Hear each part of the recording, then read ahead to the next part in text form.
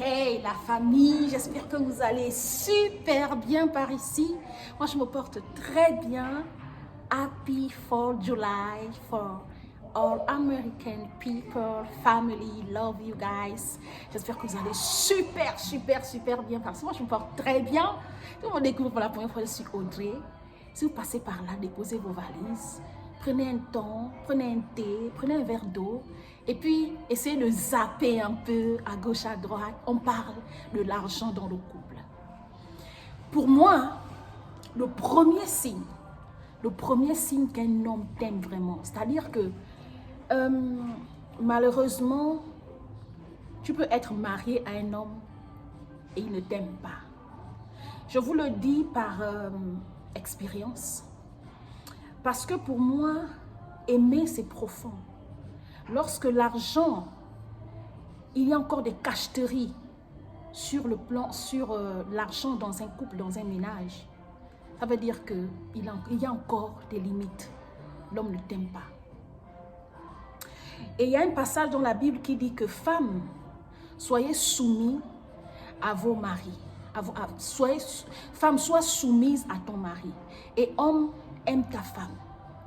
La Bible ne ment pas, la parole de Dieu ne ment pas. Et peu importe qui vous êtes, que vous soyez croyant ou athée, un homme peut être marié à une femme sans l'aimer. Comme il y a des femmes, elle peut être mariée à un homme sans l'aimer.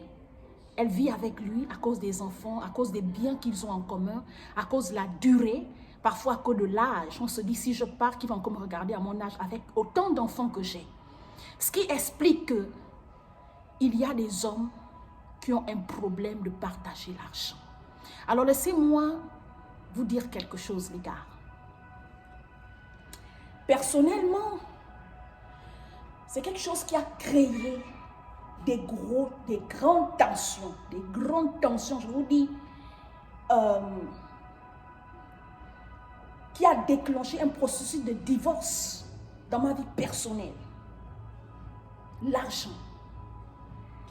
Les femmes, lorsque vous venez en Occident, vous êtes en Afrique, vous venez aux États-Unis, en Europe, les hommes ne donnent pas les femmes l'argent. C'est-à-dire que, en Afrique, la fin du mois, lorsque la fin du mois arrive, peu importe le type de ménage en Afrique, l'homme vient avec le salaire parce que chez nous, on paye par virement bancaire ou bien par cash.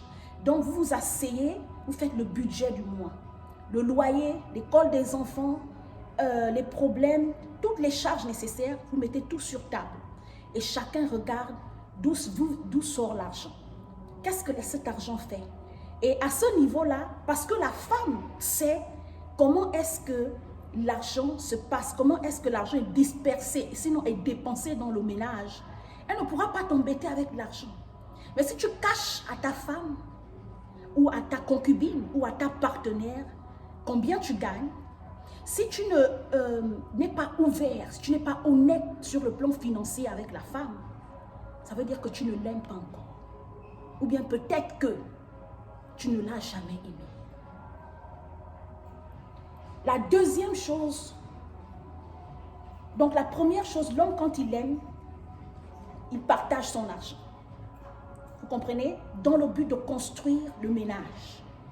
Ce n'est pas pour des futilités. D'accord? Même la femme, lorsqu'elle travaille, si elle n'arrive pas à partager l'argent dans le couple, ça veut dire qu'elle n'aime pas encore. Elle a encore des cacheteries. Il y a encore des côtés sombres dans votre relation. D'accord? L'homme, les deux choses dont l'homme commence à parler lorsqu'il commence le couple, c'est l'argent et le mariage. Donc, dès que l'argent n'est pas mis sur ta problème de l'argent n'est pas exposé, dès que vous ne parlez pas d'argent dans votre ménage, dès que le problème d'argent amène des tensions, dès que l'argent, les finances dans le couple amènent les tensions, les problèmes, les disputes, qu'il y a encore des zones sombres sur le plan financier dans un couple, même si vous êtes mariés, messieurs, mesdames, il n'y a pas encore d'amour. Parce que l'amour dépasse les calculs. L'amour dépasse nos faiblesses. L'amour nous amène à devenir comme des enfants. Et nous le savons tous. Alors, lorsqu'il s'agit d'argent dans le couple, s'il vous plaît, monsieur, si vous voulez moins de pression et de tension dans votre couple, si vous avez des problèmes financiers, mettez tout, table sur rase. Mettez tout sur la table et parlez, faites un état budgétaire pour chaque dépense. Et là, l'un comme l'autre, vous savez que à tel moment, à tel niveau, sur telle dépense, on ne peut plus se le permettre parce que on est au-dessus, au-delà de notre budget. Vous comprenez? D'aucuns prendront peut-être ce message et penseront ce qu'ils veulent. Vous êtes libres. Mais laissez-moi vous dire que aux États-Unis, 3 mariages sur 5 se cassent. 3 couples, 3 mariages sur 5. Les gens divorcent à cause de l'argent, le matériel, et ensuite viennent les enfants. Parce que les enfants amènent plus de dépenses et la pression. Vous comprenez?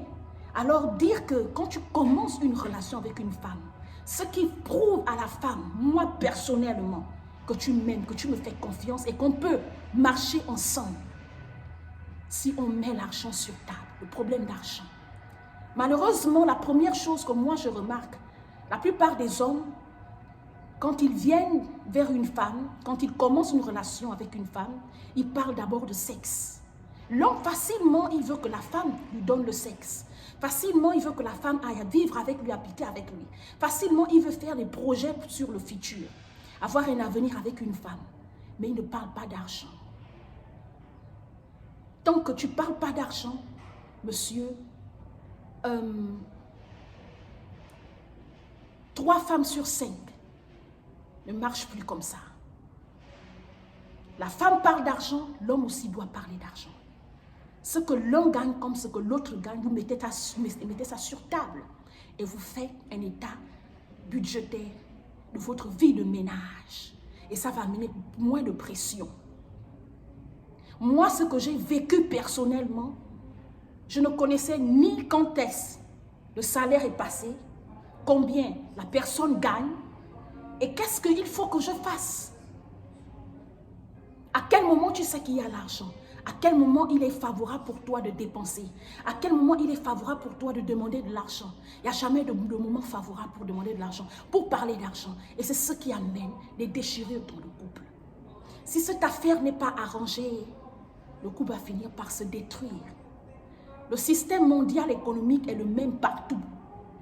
Donc, il y a l'argent, il y a l'infidélité, vous comprenez, il y a les enfants, le matériel qui sépare les couples aujourd'hui, qui fragilise les couples aujourd'hui, qui déchire les familles.